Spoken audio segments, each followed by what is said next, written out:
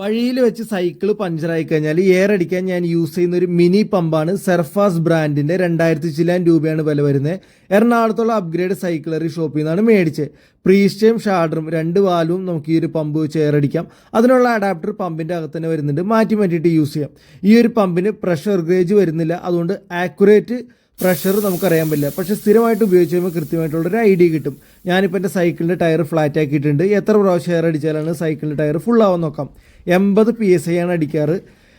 ഈ ഒരു പമ്പ് കാണുന്ന പോലെയല്ല, വളരെ ഈസി ആയിട്ടും അനായാസമായിട്ട് എയർ അടിക്കാം. ഞാൻ മുന്നേ ഉപയോഗിച്ചുകൊണ്ടിരുന്നത് ഡെക്കാത്തലോൻ്റെ ഒരു മിനി പമ്പാണ്, പക്ഷെ അതിന് എയർ അടിക്കാൻ നല്ല പാടായിരുന്നു. ഇത് വളരെ ഈസിയാണ്. ഞാനിപ്പോൾ 80 തവണ അടിച്ചിട്ടുണ്ട്. ഏകദേശം ഒരു 70നും 80നും ഇടയ്ക്ക് PSI കയറിയിട്ടുണ്ട്. ഈ ഒരു പമ്പ് ടോപ്പ് ട്യൂബിൻ്റെ മുകളിലും താഴെയും വെച്ച് നമുക്ക് സൈക്കിളും വെച്ച് കൊണ്ടുപോകാം.